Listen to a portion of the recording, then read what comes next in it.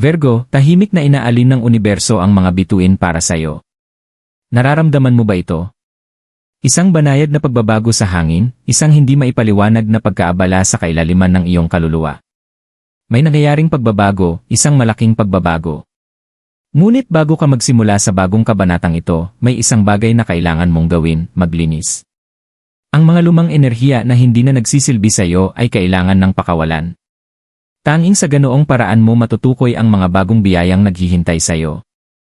Ang universo ay nagsasalita sa iyo, Virgo, at ang oras para makinig ay ngayon. Maghanda ka, dahil ang iyong tadhana ay malapit nang magbukas sa mga paraan na hindi mo pa naisip. Virgo, ang enerhiya sa paligid mo ay nagbabago sa mga paraang hindi mo pa nararamdaman dati.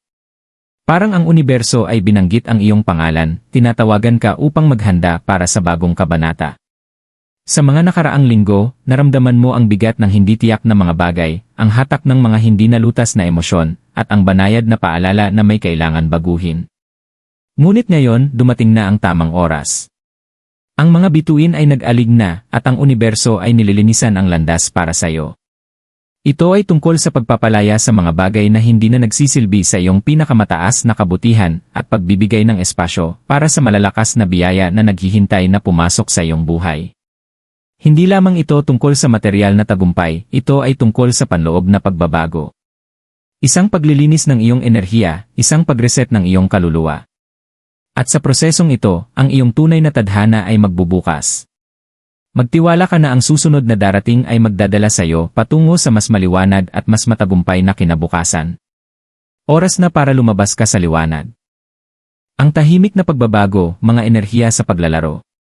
Virgo, lagi mong nararamdaman ang mga banayad na enerhiya sa paligid mo, kahit na hindi mo ito agad napapansin. Sa loob ng mga taon, ang universo ay tahimik na gumagabay sa iyo, tinutulak ka patungo sa tamang landas. Ngunit kamakailan, parang ang mga bulong ay naging mas malakas, mas madali. May hindi maipaliwanag na hatak sa iyong loob, na nag-udyok sa iyo upang talikuran ang luma at yakapin ang paparating. Hindi ito isang pagkakataon lamang. Ang universo ay nagtatrabaho sa likod ng mga eksena, nililinisan ang daan para sa bagong enerhiya na handa nang pumasok sa iyong buhay. Marahil ay napansin mo ang maliliit na bagay, mga sandali kung saan ang mga piraso ng iyong buhay ay tila nagsasama-sama ng hindi inaasahan. Nararamdaman mo ba ang katahimikan pagkatapos ng bagyo? O marahil isang biglaang pagdapo ng inspirasyon na parang nagmula sa wala?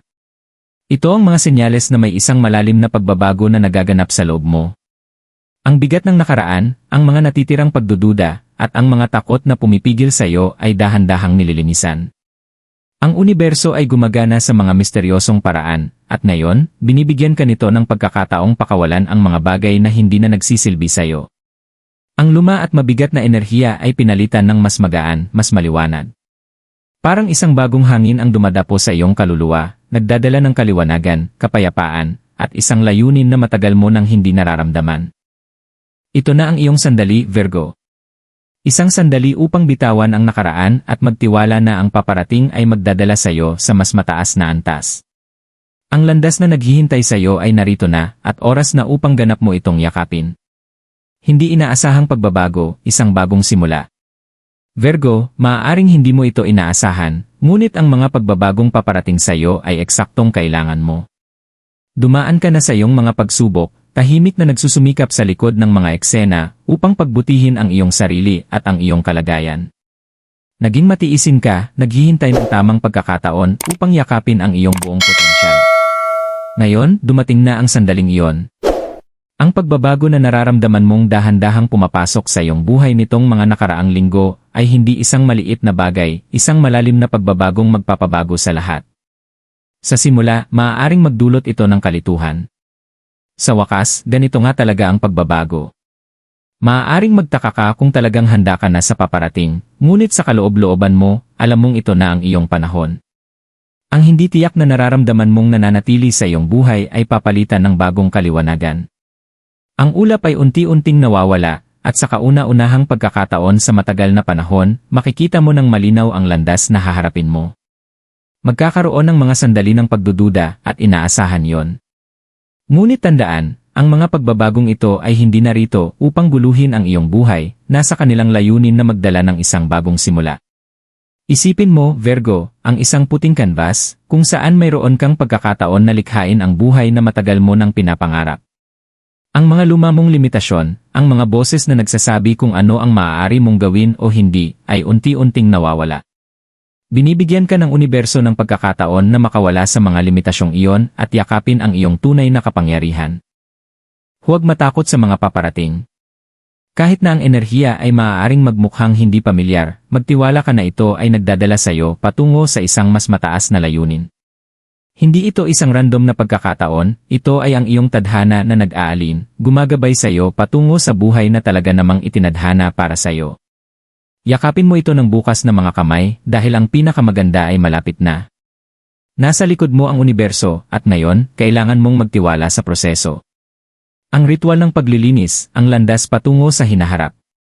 Ngayon ay pinaalam na ng universo ang kanyang presensya, oras na upang kumilos, Virgo. Nararamdaman mo na ang pagbabago at alam mong may isang makapangyarihang enerhiya na gumagalaw. Ngunit upang tunay na yakapin ang mga bagong enerhiya na dumadaloy sa iyong buhay, may isang simpleng ngunit malalim na ritual na kailangan mong tanggapin. Ito ay isang ritual ng paglilinis, ng pagpapalaya sa luma at pagtanggap sa bago.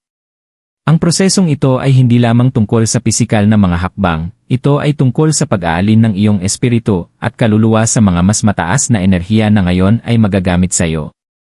Simulan mo sa paghahanap ng isang tahimik na lugar kung saan maaari kang mag-isip at maging naroroon para sa iyong sarili. Maaaring ito ay sa iyong silid, malapit sa bintana na may natural na liwanag, o kahit sa labas kung saan mararamdaman mo ang hangin sa paligid mo. Ang mahalaga ay pumili ng lugar kung saan nararamdaman mong ligtas, kalmado, at konektado. Kapag napili mo na ang iyong lugar, maglaan ng ilang sandali upang huminga ng malalim at magtulungan ang iyong sarili. Huminga ng malalim sa pamamagitan ng ilong, itagilid ito ng ilang segundo, at dahan-dahang eksale ito sa iyong bibig. Sa bawat hininga, isipin mong hinihigop mo ang kapayapaan at eksaling anumang natitirang negatibong enerhiya na nagbigat sa iyo. Susunod, kakailanganin mo ng isang gamit para sa ritual na ito, isang kandila. Ngunit hindi basta-basta kandila, pumili ng isa na sumasalamin sa iyo. Maaaring puti para sa kalinisan, berde para sa paglago, o lavenda para sa katahimikan. Sindihan ang kandila at hayaang ang apoy nito ay magsilbing simbolo ng pagpapawi ng mga luma at takot at mga pagdududa. Habang kumikislap ang apoy, pumikit at mag-focus sa liwanag nito. Isipin mo ito bilang isang representasyon ng bagong enerhiya na malapit nang pumasok sa iyong buhay. I visualize ang apoy na nililinis ang iyong mga iniisip, ang iyong espiritu, at ang iyong paligid. Maglaan ng sandali upang magnilay-nilay sa mga aspeto ng iyong buhay na hindi na nagsisilbi sa iyo. Maaaring ito ay mga lumang paniniwala, mga sugat mula sa nakaraan, o mga relasyon na kumain ng iyong enerhiya. Sa bawat pag-isip, pakawalan ito sa apoy. I-visualize ang apoy ng kandila na lumalamon sa negatibong enerhiya, ginagawang usok na humahalo sa universo, na nag-iwan sa iyo ng magaan at handa nang tanggapin ang mabubuting bagay na papasok sa iyong buhay. Habang patuloy kang nagpo-focus sa kandila, ulitin ang isang affirmation sa iyong sarili, tulad ng, ibinibigay ko ang nakaraan. Tinatanggap ko ang kasalukuyan. Tinanggap ko ang mga bagong enerhiya na gumagabay sa akin, patungo sa aking pinakamataas na kabutihan. Ramdamin ang bigat na nawawala sa iyong mga balikat, at hayaan mong maramdaman ang bagong enerhiya na pumapasok sa iyong pagkatao. Sa bawat hininga, nililinis mo ang espasyo sa loob at paligid mo para sa kasaganaan, kaliwanagan, at pagbabago na dumarating mula sa universo. Kapag natapos na ang ritual, umupo ng tahimik at maglaan ng ilang sandali upang maramdaman ang pagbabago. Alamin na ang maliit na aksyon na ito ay may malalim na epekto sa iyong enerhiya. Nalinis mo ang espasyo sa loob mo, at ngayon, handa ka nang pumasok sa susunod na kabanata ng iyong buhay na may bagong layunin. Tandaan, Virgo, ang ritual na ito ay hindi lamang para sa araw na ito ay isang bagay na maaari mong balikan anumang oras na kailangan mong magrealin sa bagong enerhiya sa paligid mo. Isang simpleng ngunit makapangyarihang paraan upang manatiling konektado sa universo at sa mga biyayang handang dumaloy sa iyong buhay. Kapangyarihan ng pagmanifest, pagkakasundo sa universo. Virgo, nagawa mo na ang iyong bahagi. Nilinis mo na ang iyong enerhiya, tinanggal ang mga lumang hadlang, at niyakap ang bagong enerhiya na ipinapadala ng universo sa iyong daraanan. Ngayon, oras na upang gawin ang susunod na hakbang, ang mag-manifest ng hinaharap na nararapat at nais mo. Ang pag-manifest ay hindi lamang tungkol sa paghiling ng isang bagay, ito ay tungkol sa pag-alin ng iyong mga iniisip, aksyon, at enerhiya sa daloy ng universo. Ito ay tungkol sa pag-unawa na ang universo ay palaging nagtatrabaho kasama ka, hindi laban sa iyo, upang dalhin sa iyo ang mga bagay na kailangan mo. Upang magsimula ng pag-manifest, una, kailangan mong linawin ang iyong mga hangarin. Maglaan ng sandali upang mag-reflect kung ano talaga ang nais mo. Ito ang iyong pagkakataon na magtakda ng malalakas na intensyon para sa buhay na iyong tatahakin. Maaaring ito ay kasaganaan sa pera, personal na paglago, o kahit mas malalim na pakiramdam ng kapayapaan. Ang susi dito ay maging specific, ngunit bukas din sa paraan ng universo kung paano ito ihahatid sa iyo. Magtiwala ka na alam ng universo kung paano dalhin ang iyong mga hangarin sa buhay sa pinakamagandang paraan, kahit na hindi ito magmukhang eksakto sa iyong inaasahan. Kapag naitakda mo na ang iyong mga hangarin, ipahayag ang mga ito ng malakas. Sabihin ang mga ito ng may kumpiyansa na parang ito ay natupad na. May kapangyarihan ang iyong mga salita, Virgo. Kapag binigkas mo ang iyong mga hangarin, nagpapadala ka ng signal sa universo na handa ka ng tumanggap. Karapat-dapat akong tumanggap ng kasaganaan, bukas ako sa mga bagong pagkakataon, o ako ay nakaalin sa aking pinakamataas na layunin. Ang mga affirmations na ito ay hindi lamang mga salita, sila ay mga deklarasyon ng iyong kahandaang tanggapin ang mga pagbabagong paparating. Susunod, gumawa ng mga hakbang na inspired ng iyong layunin. Ang pag-manifest ay hindi lamang tungkol sa pag-iisip at pagsasabi ng iyong mga hangarin, ito ay tungkol sa pagpapakita sa universo na ikaw ay nakatuon sa iyong paglago. Gumawa ng maliliit na hakbang patungo sa iyong mga layunin araw-araw. Maaari itong maging kasing simple ng pag-research ng mga bagong pagkakataon, pag-abot sa mga taong makakatulong sa iyo, o kahit paglalaan ng oras upang matuto ng bagong bagay na alin sa iyong mga intensyon. Makikita ng universo ang iyong pagsisikap, ngunit kailangan mong magsimula. Sa huli, magtiwala sa proseso. Ang pag-manifest ay hindi isang magic trick.